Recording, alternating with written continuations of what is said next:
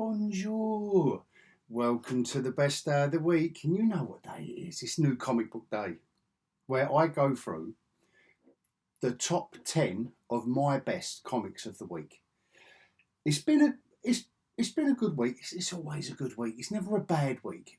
I wouldn't say it's the most outstanding, but nevertheless, there's always 10. There's always 10 to talk about. And do you know what? In the UK, if it wasn't for Wonder Woman, issue 9, I think, is it? The latest issue of Wonder Woman, being delivered, well, or not being delivered, should I say. Do you know what? I suspect that I would have 3 Tom King books in my top 10. I'm going to do a deep dive on the top 5. That'll be after the scroll. So that's where all the spoilers are going to be. So if you haven't picked up your stash yet, your haul of the week, then please bear that in mind. And I'm going to do another 5 that are honourable mention. And this week sees the return of the whinge of the week. And I haven't done one. I haven't done one for a while, but you know, every now and again, you do pick up a comic and you think, oh my God, what the hell was that? And we all do it. It doesn't mean I hate comic. Like, this is the hobby. This is the love. Look, this is the bestest hobby in the world. Doesn't mean I'm down on comics. It just means that I picked up a book that I've got to let you know. I've got to warn you. Don't bother. Don't bother with this one, guys. And right at the end, for a little bit of fun, we're going to do cover of the week. We are going to imagine that we only had enough pocket money for one comic as we walked towards the spinner rack or the shelves in the drugstore, the newsagent, but we could only afford one book. And it was the comic that dragged us in. And what would it be on that comic that sold it for us? Just my little bit of fun right at the end. So top 10 comics, 5 for the deep dive. That's where all the spoilers are going to be, guys, just to let you know.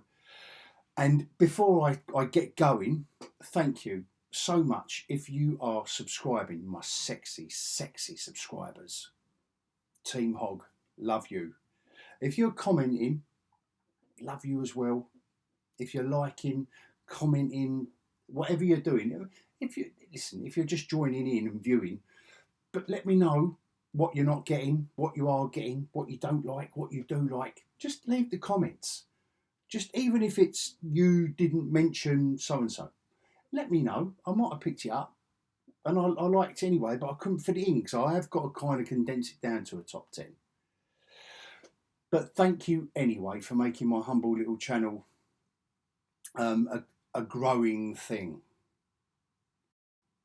as the actress said to the bishop. Anyway, let's get on with it. I'm going to start off with the aforementioned Tom King. Issue 2 of this. Glorious. Emily Bilquist Everly Bill. You knew I'd get something wrong. I've got it off to a good start, haven't I, guys? Bilquist Everly's artwork, or Evely, his artwork, is absolutely stunning. And we are going to have a little look inside that. Obviously, as Tom King, being Tom King, he's just unravelled another little bit of the story. The second chapter of a longer story.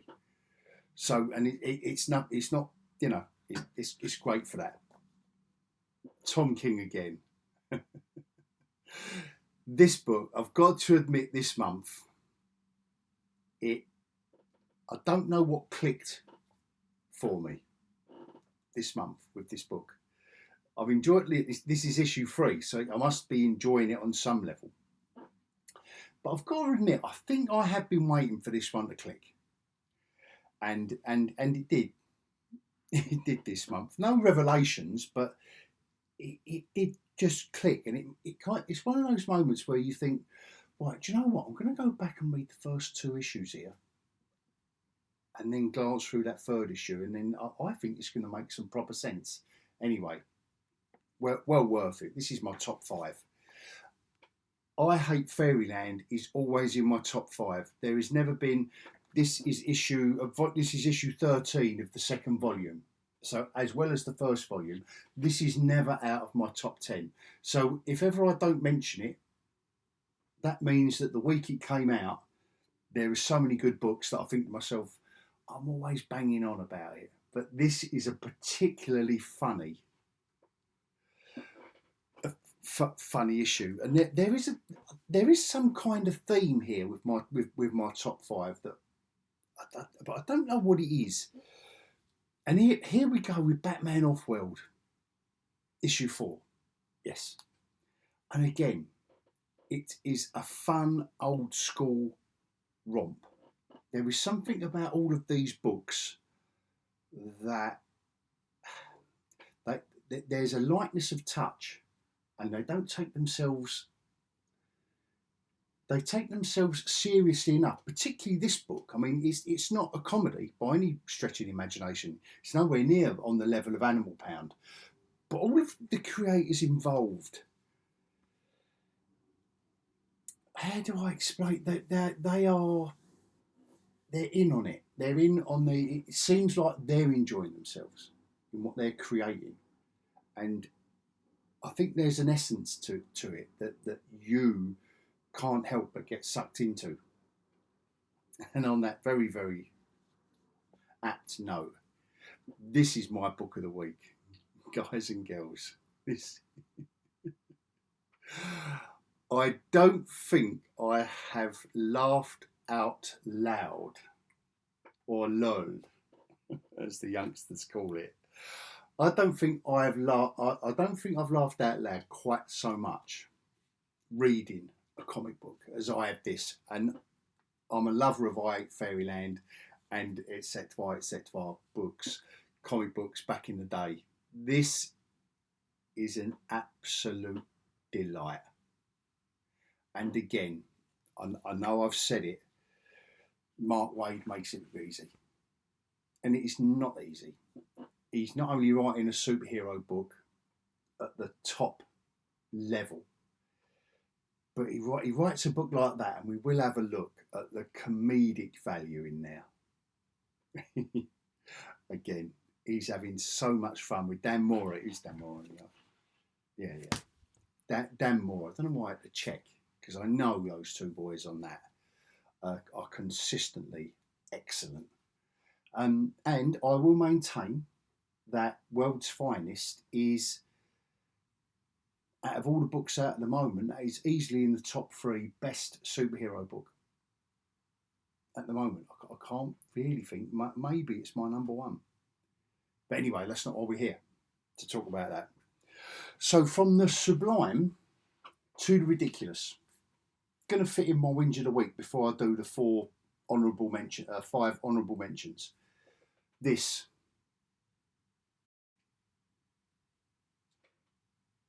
How you do it, how you do a comedy value of a comic and make it work with the light and the shade of the characters, with Batman and Superman and Batmite and Mr. Mishkovich and all the rest of it. And we will have a look. We will have a good old giggle. This, I bought it for Greg Land's artwork. I'm a fan of Thor, obviously, because I'm a big Marvel fan. Guys, stay away from this one.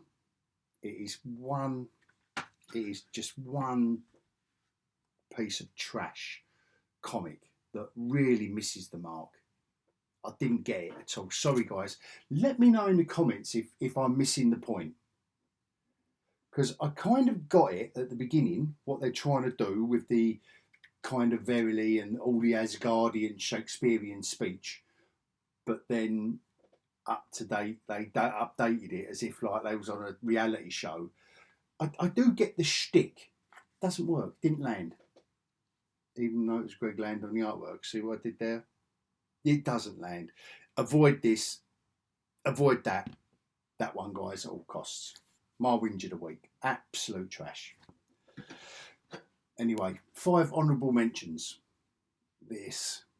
Oh, again, the dark humour that Spurrier is bringing to this is gorgeous, absolutely gorgeous. Some of the best Hellblazer for many a year. Thoroughly recommend. Sam and Twitch, again, it isn't going to rock your world particularly in this one issue of comic book, but I think it will make. I don't know if I mentioned this last month when I've done the first issue, but I think these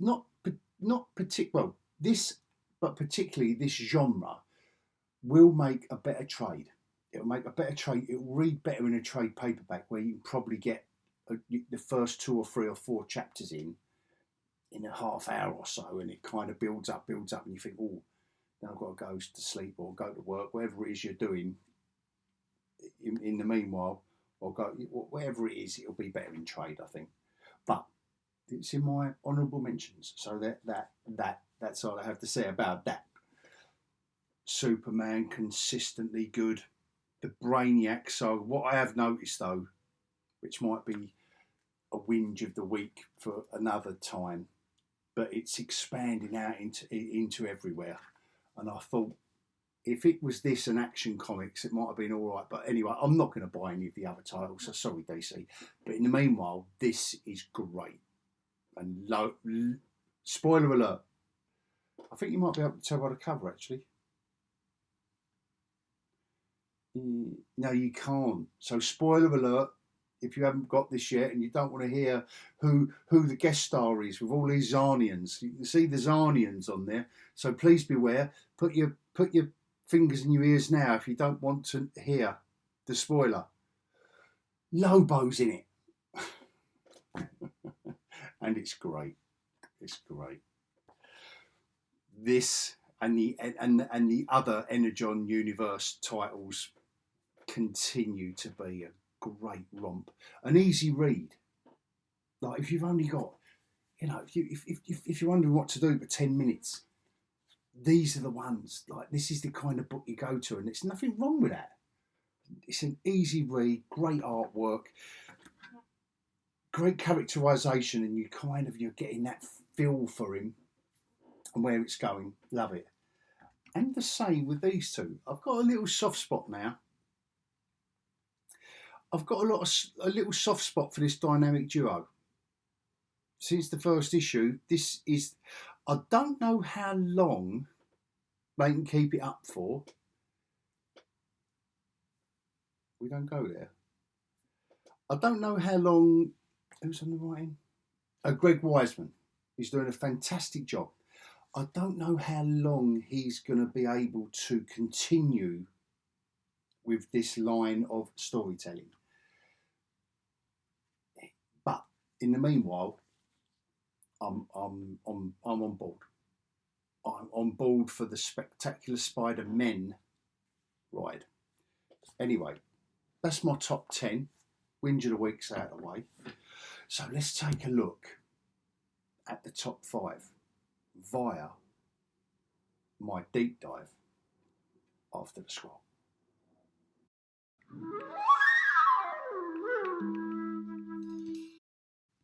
Okay, the first of Tom King's output this week, excluding Wonder Woman because the UK didn't get it. Issue 1, I think I shone a spotlight on because of Bill Quist-Evely's artwork, and that's nothing to take away from Tom King's writing, but the artwork is absolutely exquisite in this. But what Tom Queen and Evely, I must put my new teeth in. What they're doing is they're weaving a tale, a delicate, and it is a delicate, like you would expect from Tom King. It's a quiet. I don't know what other word how to explain it. It's a delicate story. It's a detailed story. It takes time to unravel. We focus in on the main two. It's kind of like a story through a diary of events. So it goes through these diary moments, and then we're in the modern day. This guy here is digging into the story of Wyndhorn, and what was nicely done was this, where we suddenly go into that familiar fantasy folklore-ish territory. And here's the mysterious grandfather figure that, we don't know a lot about as yet. But look how beautifully rendered that illustration is. And it takes a while, and this is what I like. This is a reveal, this picture. And so you turn the page, you follow the story, and it's all very nicely done. And then you notice the little horns on the dog. Like, it's not just the dog. Like, why there's flowers? Why is the dog? Your eye is drawn to it, but naturally. I love the way that is composed, that picture. And I don't know how this story would work, and I know this is a co-creation from Tom King. Why do I keep calling him Queen? Tom King and Evely. And there's not really much exciting to show you except this exquisite artwork. Like, there's nothing I don't want to show you, but it's a delightful tale, and it's a classic tale at the moment. But what Tom King is doing is he's using all of those classic fantasy story tropes, I think. And this is what I did like. The fact that she's a drunkard as well. She's a flawed main character. She's delightful. She really is. There's no you just you're rooting for her all the way through. I love it. You're on her side, Helen of Wyndhorn. You're on her side, even though I wouldn't say the odds are stacked against her, but you're wondering why you should, with a bottle of wine and a sword in her hand. Yeah, it's exquisite. It's beautiful. I love the cover as well, but it's brave. Love Dark Horse for doing this. I love them all for doing it.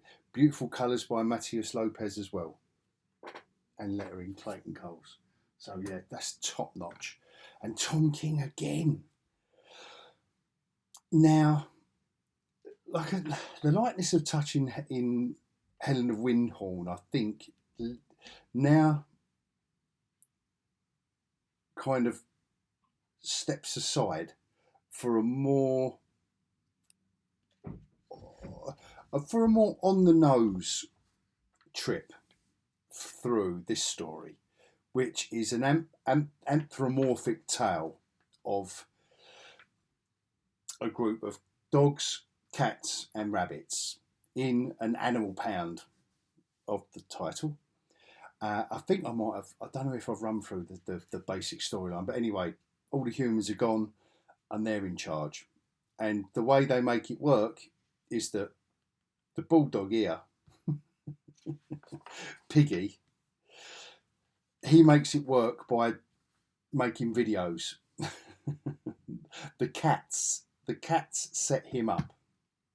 Now, that all sounds ridiculous. They set him up on video streaming, and the money that they earn from him and the kittens, playing around, which is a nice nod and a wink on the state of social media. Here they go, look, here's the kittens, here he is. But what he's doing here, what Tom King is actually doing here, is making the reader ask questions of how they run their society, how the dogs and the cats and the rabbits actually structure their society without any human interference. And what Tom King is cleverly doing is using this to make the reader think about the wider implications of what we do and who we allow to run our society. That's what I read into it. But in the meanwhile, is delightful. Like this is a, fights break out between the rabbits, and it was then called the Bunny Wars. I mean, but as it was mockingly named by the cats, it's punctuated by very, very comic moments, and I mean comic as in comedic. So this is the next one. This Chihuahua is next up to be elected as leader. So then sometimes there'd be a dog, sometimes there'd be a cat, and they've all got to vote who's the leader. And this Chihuahua, he easily won re-election running against a small Chihuahua named Snickers, who was possibly both deaf and blind. So this cat wins the election because the Chihuahua up against him is deaf and blind, possibly. The comedy being possibly, the word possibly. And there's one of the cats dies that has implications further on in the story. I don't think I quite got it in the first two issues, but something clicked with me in this third issue. So maybe it's me, slow on the uptake, but that's well worth it. Very, very well worth it. And another one that's going to work really, really well in the trade paperback format. And did I say from the sublime to ridiculous earlier on? Now this is the ultimate ridiculous. I Hate Fairyland. You know how much I love this book. And Brett Bean on the artwork. Here we go. We know where we are now. Look, Hollowwood, Fairmount Studios, right? And look, it's two producers looking for the next big thing. Biopic. Who do they choose? Gertrude. And the chaos ensues from there. I like you've got Jaws. Look, you've got that must be Star Wars. That's got to be it. It just pokes, basically, where this is going straight away. So they're in search of Gertrude, and then old Larry sets himself up as Gert's. She's immediately in because they want to film her life, do a biopic of Gertrude. They're immediately in. Let's go and make a movie. It's obviously it's not. Is it not? It's not a satire. It's just kind of like It's a flat out piss take of Hollywood and how they treat the source material, and it's delightful. I loved it for that. So basically, Gertrude, she thinks she's going to get to play herself. Of course, she isn't. This actress here, and I don't know who she looks like. Do you? She's not happy, even though she's on the red carpet at the premiere. She's not happy, and this is how it all works.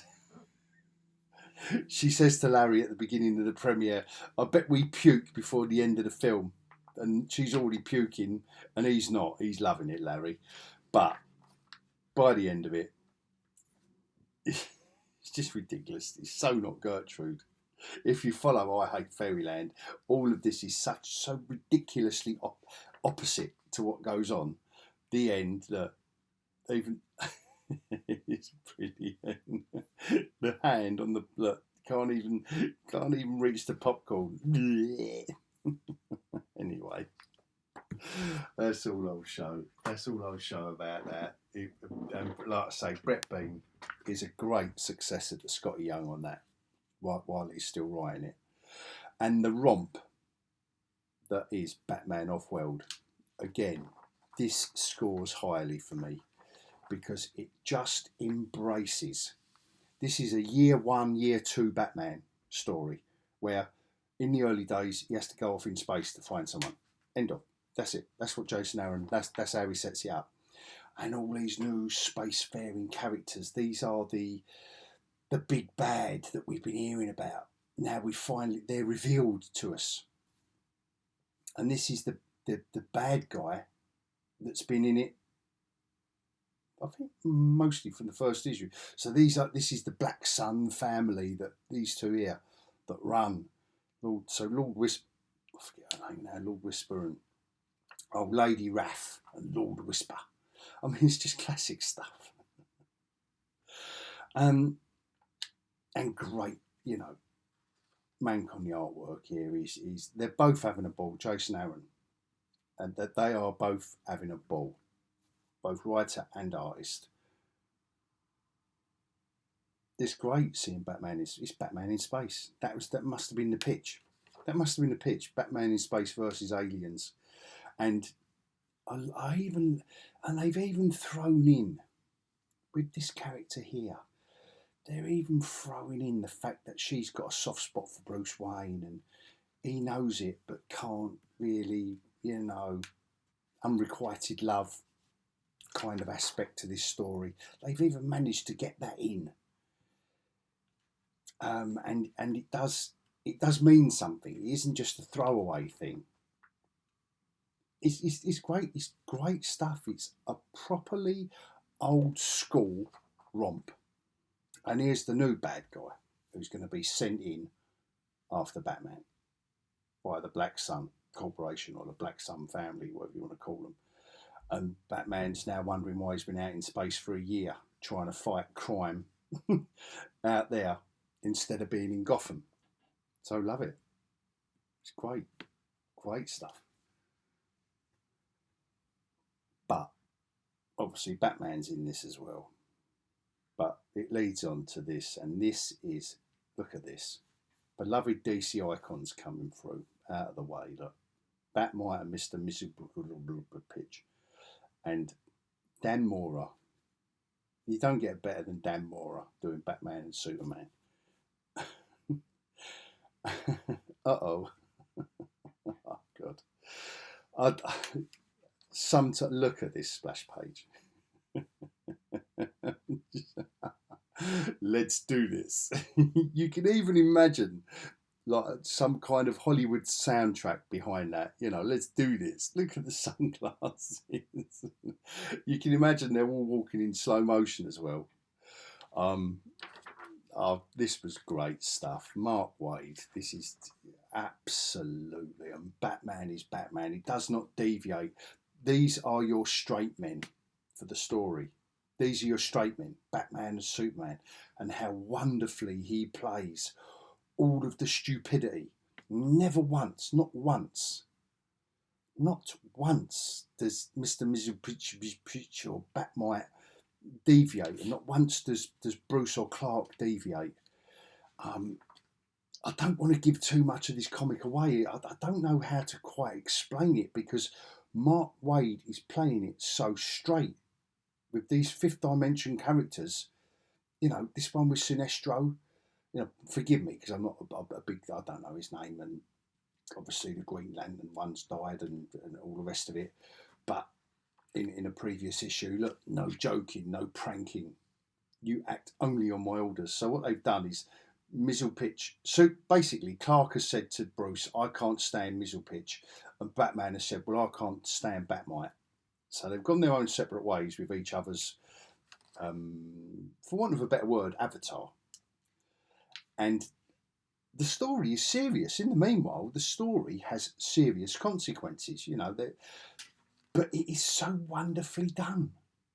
And old Mizzlepitch gives Robin superpowers, but you know that isn't going to go well. You know it isn't going to end well. These are characters from the last issue that can't stop clapping because this character has, cast a spell because of one of the fifth dimension characters, Kadabra, that's it. An attention-starved criminal from the 64th century. And Batmite, Superman getting annoyed. Throughout this comic, Superman is getting annoyed about Batmite's love for Batman. There are moments. There are moments. Look at this beautiful artwork, just outstanding, Dan Mora. But look, so Batmite, Gosh, I wish Batman was here. Look, he's getting so annoyed.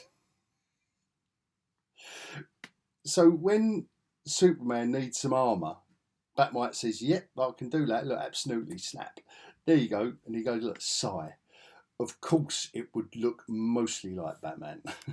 So Superman is now in Batman armour. Oh, ready to fight the foe. It's wonderful. Wonderful. I love this. You know, like I said, I haven't lulled so much for.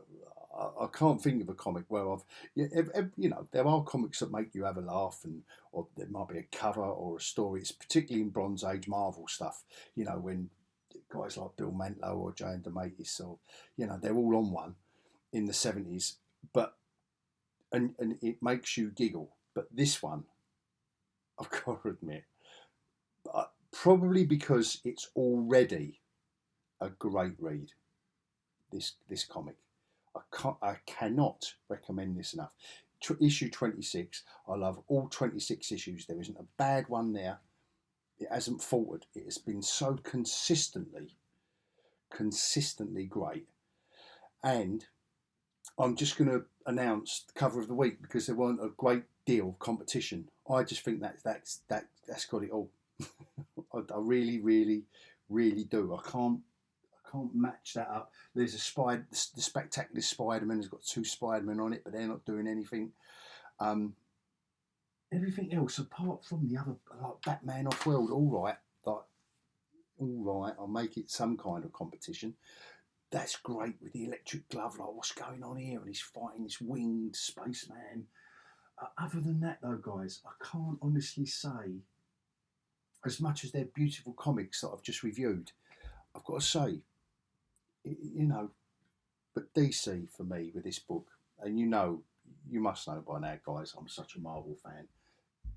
World's Finest is top of the shop. Do yourself a favour if you're not getting this book, do yourself a favour and start reading it from chapter 1 of whatever storyline. I jumped on issue 7 and got the first 6 issues after that because that storyline was great. I loved it. I got it. And they're not all, by the way, they're not all this silly, for want of a better word.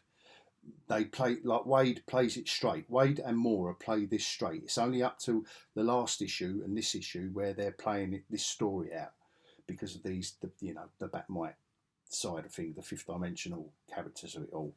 So, don't think that it's been that way all the way along. It's been absolutely superb, and this was a wonderful breath of fresh air.